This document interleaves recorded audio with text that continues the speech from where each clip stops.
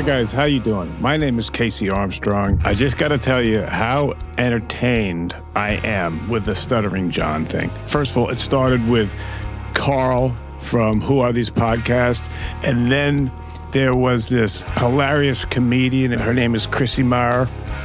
I sound like I'm from Chicago. The Uncle Rico show with Mike Morris and the Reverend Bob Levy, who I miss a lot. And then you got the great Anthony Cumia, you got Steel Toe, you got Hewley, RadioGunk, and most importantly, you got the Dabblers. Chrissy brought us on with the Dabblers. You go on there, and there's all these skits and like song parodies, and man, they're just so creative. Just the editing alone is so incredible, and we're all united in this Stuttering John debacle.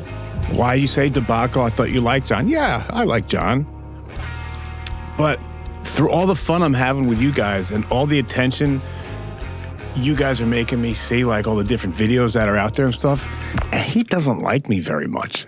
I remember when he came out with his book, and my best friend used to get so mad at John because she would tell me, like, he said this, he said that. I'm like, well, that's 25 years ago. That's so long ago. Yeah, I've written 2 books, but they've mentioned Howard Stern once. It's a totally different thing. So we've moved on, you know? One of the things I take issue with is Stuttering John thinks I'm so stupid. He'll get me on when I was promoting my book. I went on this show, and he said that, hey, when did you come up with the homeless game? I'm like, John, I was an intern. I don't know. It was a while ago. Was it 96 or something? Yeah.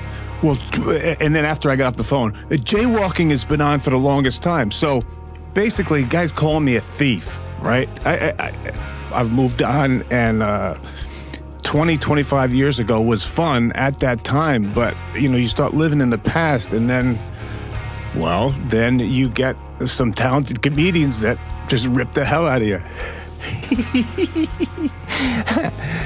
But the one thing that I took when I finally saw those clips was that the stand-up will tell you, like Chrissy and Shuley and Bob Levy, everybody will tell you about being a stand-up. If you've been up on stage one time and someone says that you lift material, or that what you're doing up there isn't yours and you're taking it, you're biting it from someone else, that's not okay in my book. For John to say that I ripped off jaywalking, which I believe I might have been 12 or 13.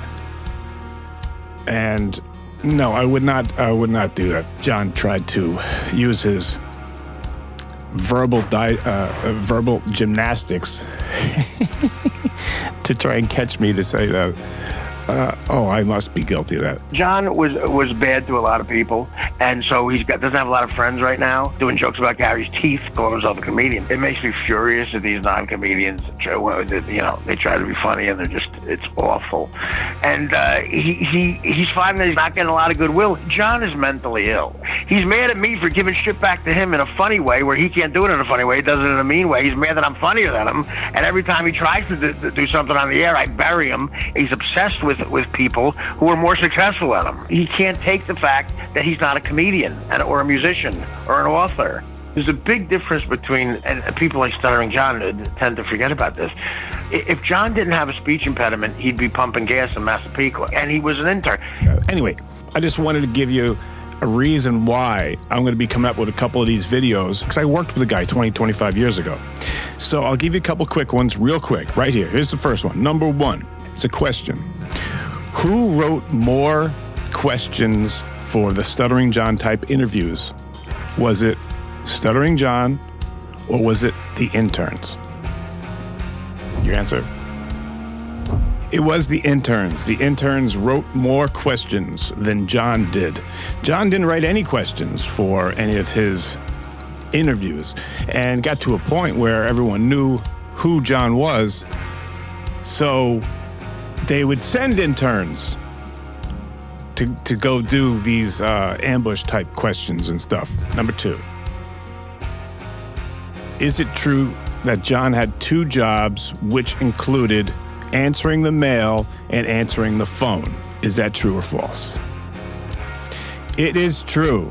Those were the only two jobs John ever had. He wasn't a writer. He wasn't a producer. He would tell on people. He would gossip and then tell Howard, Gary ate 5 pounds of chocolate, or, Gary wore that shirt yesterday. That was John's producing or writing, which a lot of the time it worked. A lot of the time it was funny, but don't go around saying that you're a writer when everyone else is working from 5:30 to 3:30 in the afternoon, and you are there, if we're lucky, 6 a.m. to immediately when Howard signs off. So, there's that. I wanted to give you just a couple.